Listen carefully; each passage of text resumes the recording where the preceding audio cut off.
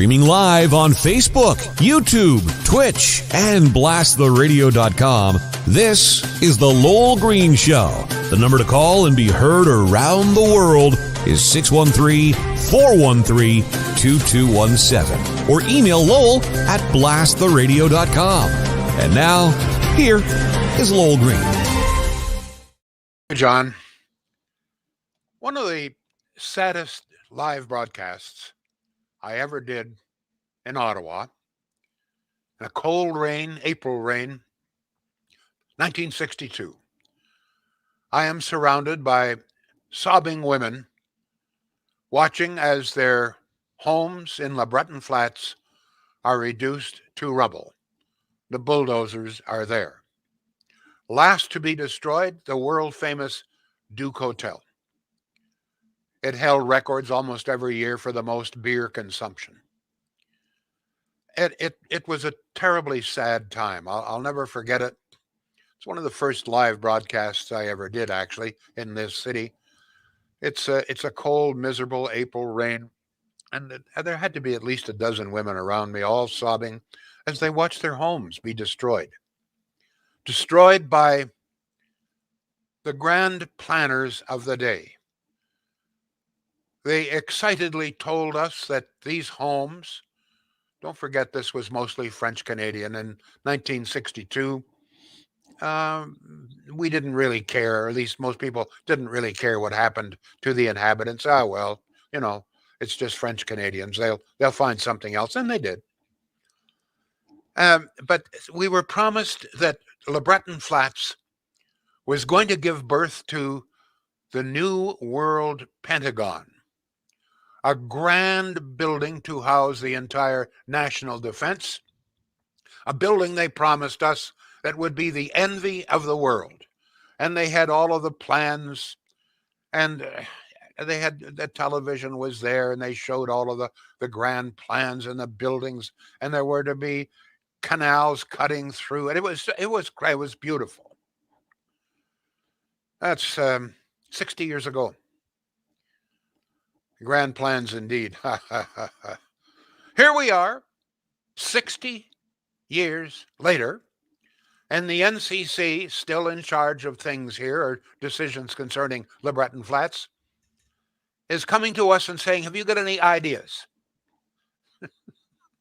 60 years later, they're coming to us and saying, well, have you got any ideas out there? We have a couple here ourselves. We'd like to hear from you, which is not a bad idea since the last great idea that they had. Well, the War Museum is beautiful, but I'm going to tell you, the only other building that they ever built in LeBreton Flats is going to be the world's ugliest condo. Have you ever seen that one, John? Oh, yeah. It is so ugly that you feel like spitting when you passed it. This was approved by the NCC. So now they're coming to us and saying, well, what do you think should be there? Oh, my God. 60, actually, the NCC has been in charge there for about 62 years. The most expensive weed field, I would say, certainly in Canada, maybe in the planet, okay? And they're still trying to figure out what the hell are we going to do with LeBreton Flats. National Capital Commission. 60 years of dithering, dawdling, stalling, head scratching, ass scratching, foot dragging, and let's face it, just bloody outright blatant stupidity. A fair amount of that, right? Making the rounds. Let me see. This is really quite astonishing. Don't forget, this is the same National Capital Commission that when given the responsibility by the Liberal government to examine a new site for the new civic hospital, said Tunney's pasture, which is filled with buildings which would take years to destroy. God knows what kind of chemicals are there, so forth. For the NCC or anybody to suggest that Tunney's pasture would be an appropriate place for our new civic hospital is a decision for hilarity and ridiculousness that is matched only, I would think, by, I guess, Hitler's decision to invade Russia. It's just ridiculous. Who these people are making these decisions. Obviously, they've got about the IQ of a hummingbird. I'm not even, well, hummingbird's pretty smart. But anyway, my prediction here is you're gonna make some suggestions, none of which will be approved, or if they are approved, there'll be more foot dawdling. So 60 years from now, you know what? The NCC or whoever replaces them is going to approve a world famous buggy factory. That'll be it. That's where we're going to set the world ablaze with a brand new buggy factory 60 years from now on LeBreton Flats. Mark my words, folks. I'm not going to be here. I don't think you're going to be here either. But that's pretty well what it's going to be. And talking about harebrained schemes, okay, and we got a few here. Right up there with the great harebrained schemes of all time, the purchase of electric buses for Ottawa. Buses that will cost us, on average, about double what a diesel bus would cost. And they'll only provide maybe, what, 1/3 the kind of service? All kinds of questions pop to mind on this one. Can those buses operate in minus 20, 30 degrees? Who knows? How long will the batteries last? Who knows? How much does it cost to replace the batteries? Who knows? But the overriding question, it seems to me, I think those questions are fine. I understand people asking them. But the overall and overriding question here should be, why are we doing this? I mean, do the buses carry more passengers than diesel? No. Are they cheaper to run? No, certainly not when you factor in the original cost. Do they provide better, faster service? No. Are they more reliable than diesel? No. So why are we doing this? Why are we spending millions more for buses than we otherwise would? Is it because they're prettier? Well, I mean, we can pretty up diesel buses. Just a matter of paint, a little bit of artwork. Um, I mean, the answer is obvious why we're doing this.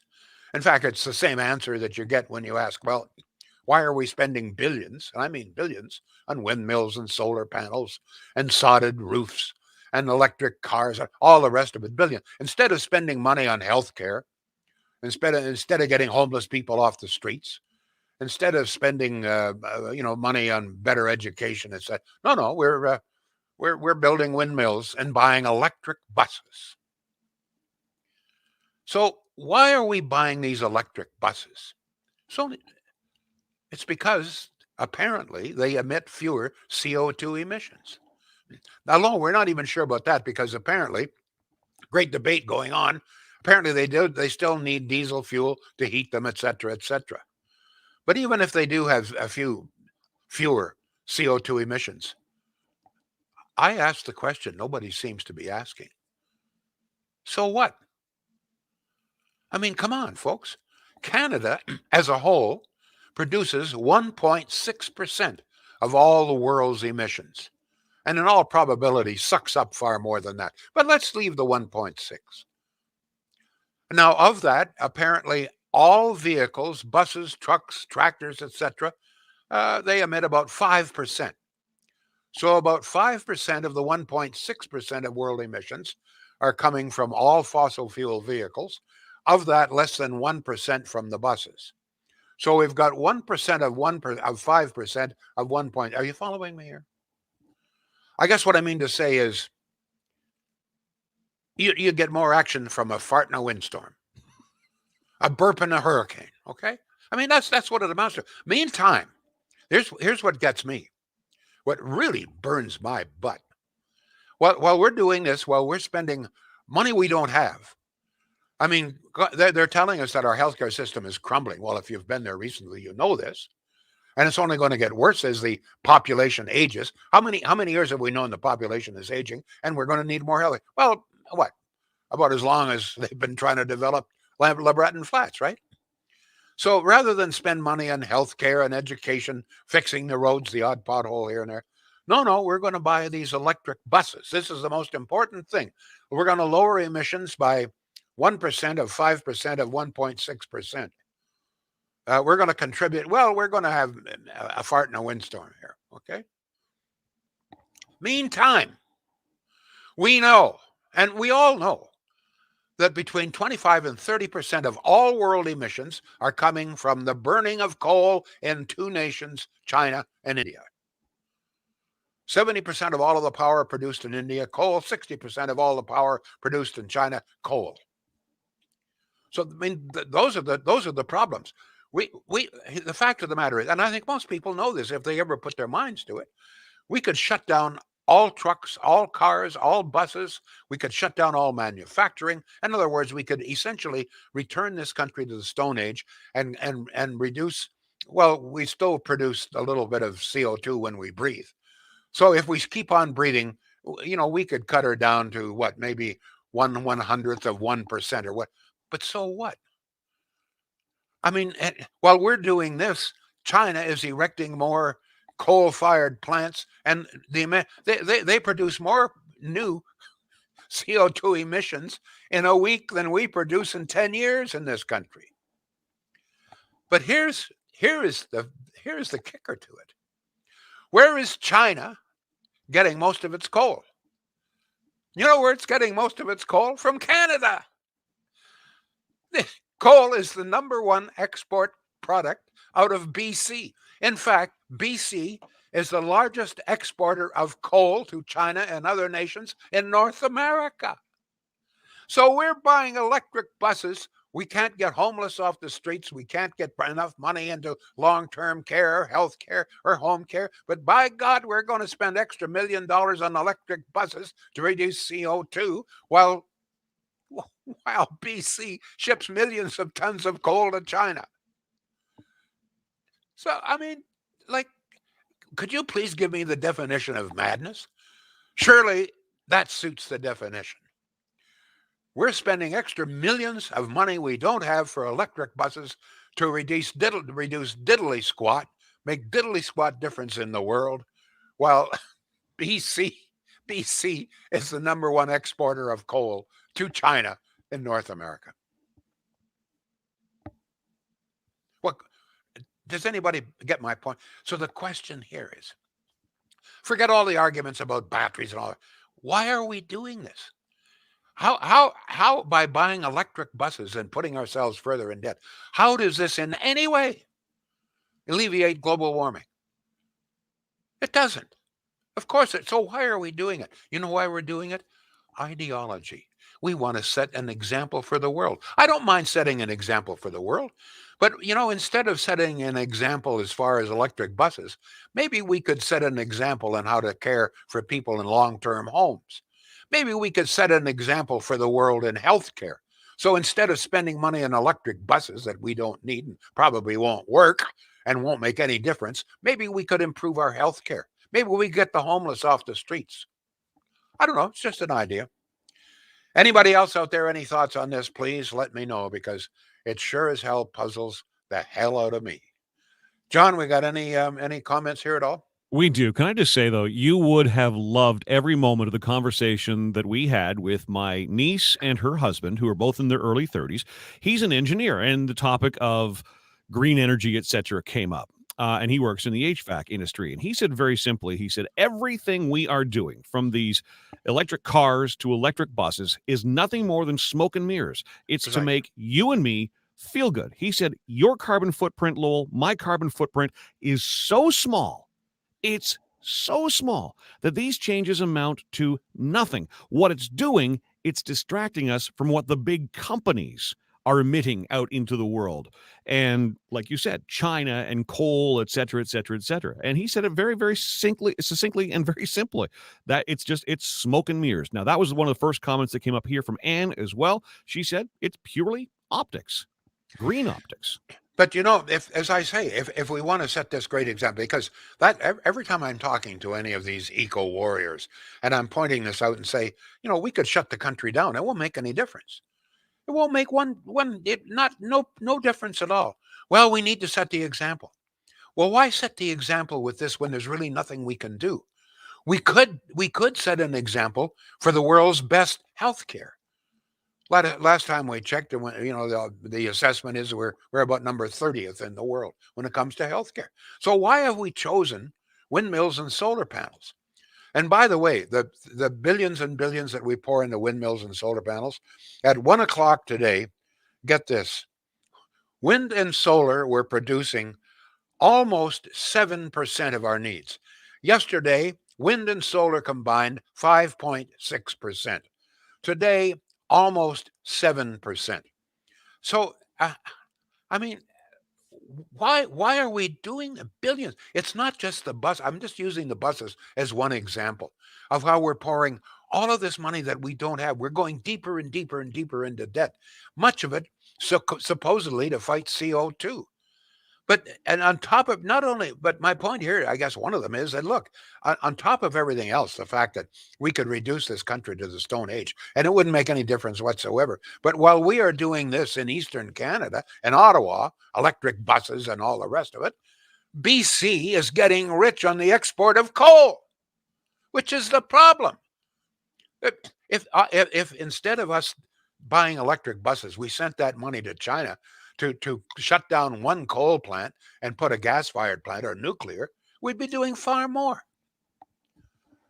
I guess, you know what? The same people who've been in charge of LeBreton Flats for 60 years essentially are in charge of green energy and the pathway that this country takes. John, more text coming in. So whether you're watching on Twitch, on Facebook, on YouTube, on Twitter, wherever you would ordinarily post a comment, you post away. We'll drag that onto the screen so people can see it. We'll read as many as we can on the air for you. And you can also text or ideally call the show, 613-413-2217. Here's a text, Lowell.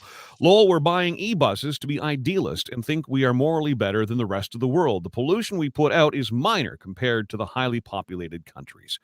Ken says the politicians are doing it because it's politically expedient and will apparently get them votes.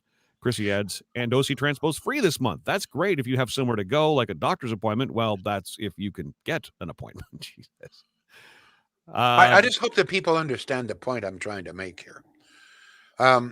Sometimes we get caught up in sort of extraneous stuff like, well, how long will the battery? That's important. But the overriding question in all of this, why are we doing it? Why have we concentrated on green energy when there are many other problems that cry out? There's nothing we can do about global warming.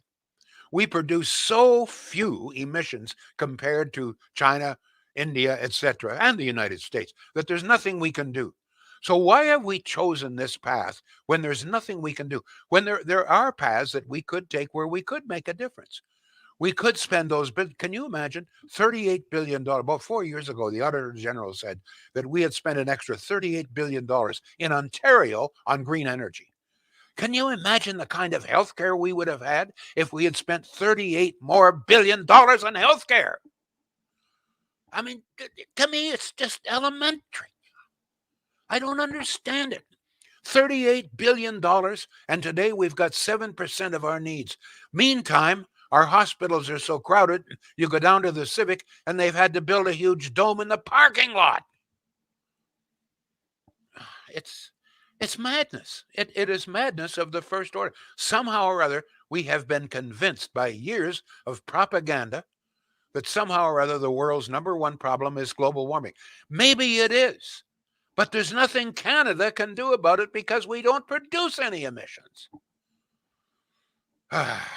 John, more comments, please. A question via text. Do the Chinese own the coal plants in BC or are they Canadian owned? No, these for the most part. Now, some of the coal, in fairness, some of the coal that's exported from Vancouver, it comes up from the United States. The Americans are the hypocrites in the United States say, well, we don't want to be seen shipping coal. At least they have a conscience there. They realize that doesn't look really good shipping coal out of the United States. So some of it comes out. But most coal is the production of coal is the number one industry in BC. People were screaming at Alberta, etc., because they got coal mines and folks. Coal mining is the number one industry in BC. British Columbia is North America's major exporter of coal. Burning coal is the number one producer of emissions. We buy electric buses. BC ships another 1 million tons of coal. Oh, yeah, tickle my fanny. Go ahead, John. Tina Marie says, I sat in a hard chair for 14 hours at the Civic ER before finally being seen. For something that could have caused me to have a stroke, she adds. There you go. Hey, come on, Lowell. If China is going to burn the coal, we might as well make a couple of bucks off it, right? Says Ken. I think he's being sarcastic there. I hope so. Over to text 613-413-2217. But can I tell you before you go further? Actually, he's got a point.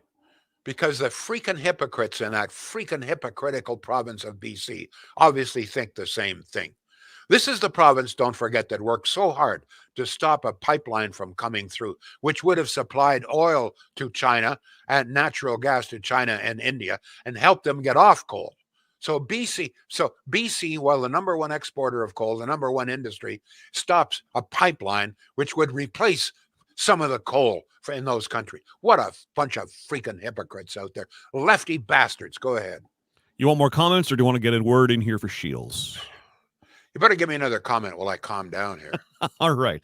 Let me see. Let's go to this one from Anne. She says, my observation is that there are an awful lot of really uninformed out-to-lunch voters who believe in all this green energy crap, and that is exactly what it is. Crap. The only efficient, affordable, most green forms of energy at the moment are natural gas and nuclear. There may be something else invented down the road, but unless it's affordable for people, don't bother. They won't switch off fossil fuels. Falling water. By far the most efficient and emission-free producer. Well, nuclear.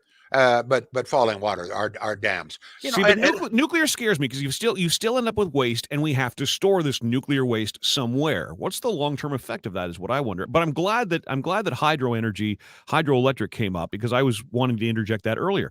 We have so much water in this country. We have the overwhelming majority of Earth's water is here. Why are we not tapping into that part in the Well, we are. The fact of the matter is tapping into it more.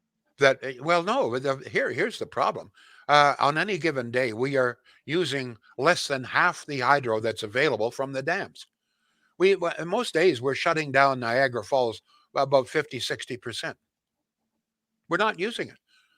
The deal that the Liberal government signed with Samsung and other producers of wind and solar is that we must buy wind and solar before we buy anything else. So if the wind is blowing today, for example, wind is providing about 900 kilowatts of 18,000. But we have to pay them first. Same with solar. They get paid first. And then after that, maybe we'll kick then in hydro. Any given day, we're using only about we're using about half the available power available from hydro. Go ahead, John. A text at 613-413-2217. There are approximately 50 to 60 actively erupting volcanoes on our planet. Compare that to all of our tailpipes. What will we do in a decade or so when we'll need a deal with scrap lithium batteries from electric vehicles? Hydrogen-powered trucks and cars are just around the corner, says Bruce, listening in Harrow.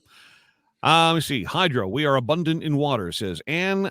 Breathe, lol, says Kevin.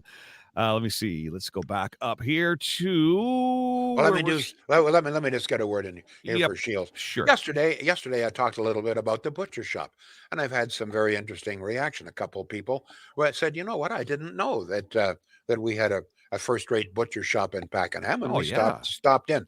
Great service. It's the main business, obviously, of Shields is appliances, although they also have electronics, furniture, mattresses, etc. But they've got this nice little butcher shop.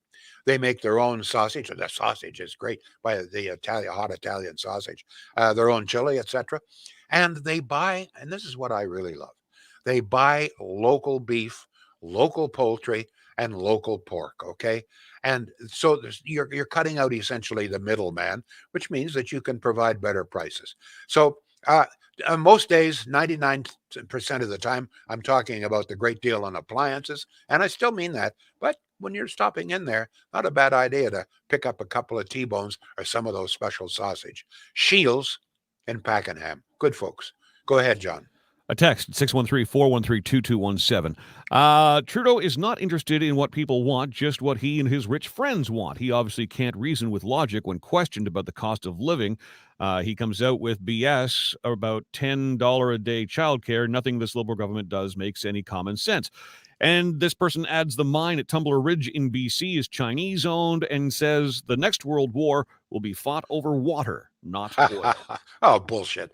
I mean, wherever that started. I mean, somehow or other, these myths began, and they're perpetrated by the media and dumb journalists and so forth. There was a comment that I wanted to make, and I forget what it is now. I still want people to think of the bigger picture. All of the, and by the way, oh yes, I remember. It's not just, we can't just blame Trudeau and the Liberals for the green energy. Let's be very honest here. I mean, Harper signed on to the Paris Accord as well. This is an ongoing problem for almost 30 years now in this country. We have been preoccupied with CO2 and green energy, and we have invested. I believe one of the reasons that we're in the financial difficulty we are today, well, there's no question about it. We're spending hundreds of billions of dollars on green energy and the whole CO2 thing while our healthcare is crumbling. Go ahead, please, John.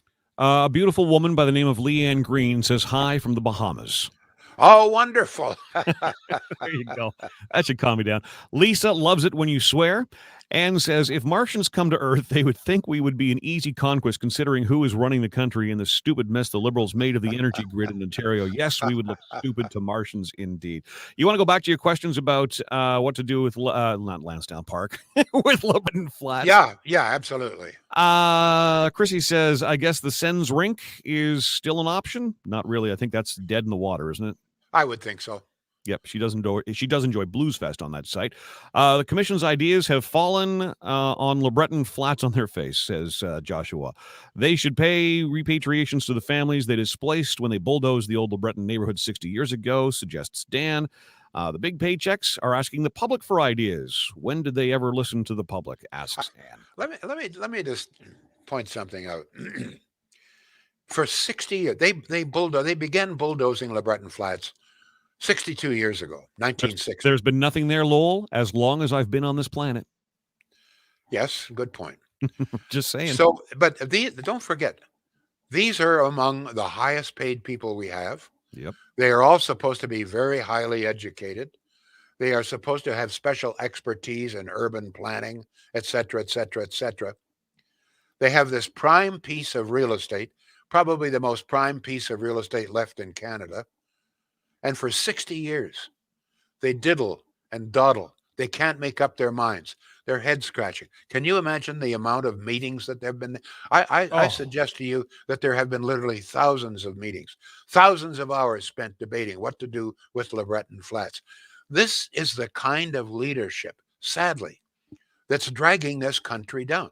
With all the energy and resources and the wonderful people we have here and the well-educated people, we should be a leader in many aspects of the world. And we used to be, but no longer. And this is one of the reasons. For 60 years, these people, highly paid, highly educated, highly motivated, supposedly, can't figure out what to do with a piece of land. It's pitiful.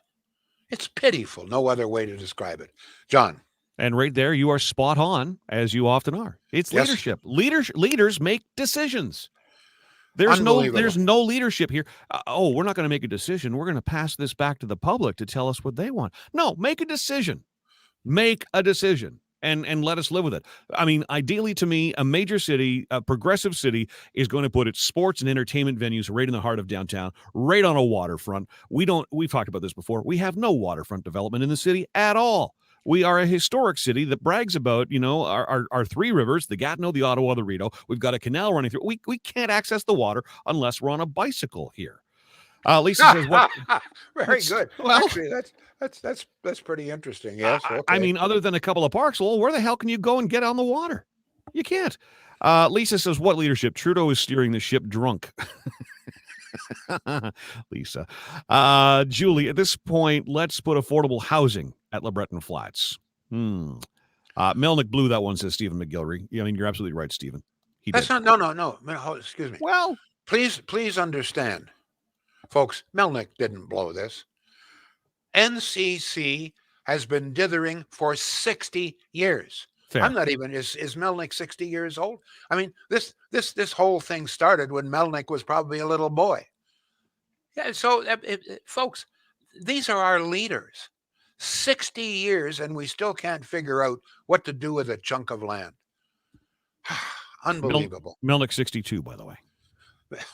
Okay, so Melnick is 62. He was born the year that they started bulldozing LeBreton Flats. Essentially, yes. There you go. We're almost out of time. I got to point something else out. There's no question that the West Coast is being devastated with floods. Whether that has anything to do with global warming, I don't know. But one of the strange things is that, and I meant to mention this yesterday, the hurricane season ended officially yesterday. Mm-hmm. It is the quietest hurricane season in the Atlantic and the Pacific in almost 100 years. Virtually no hurricanes. And by the way, very, very, very few tornadoes throughout the United States. There were a couple hurricanes early in the season, went up through the Gulf of Mexico, and that's been pretty well it. The fewer hurricanes in almost 100 years. They keep telling us that global warming is creating all of these more storms and so forth and so on. Well, maybe it's true, but it sure didn't happen this year. I just thought I'd pass that on, folks. Thank you all. And don't forget, the real question here is, after all, forget all of the extraneous stuff. What purpose is there in windmills and solar panels and electric buses? Can we really, really in any way affect the global climate? And if we can't, why are we spending billions trying to do it? You ever read Tilting at Windmills? I mean, that's essentially what we're doing. We're manned with lances and we're attacking windmills. Thank you all. We'll be back. The Lowell Green Show is seen and heard live around the world at 2 p.m. Eastern. Connect with us online at blasttheradio.com/Lowell Green. Can't join us live? Download the Lowell Green podcast. Available on Apple, Spotify, Google, and more. Ask your smart speaker to play the Lowell Green podcast.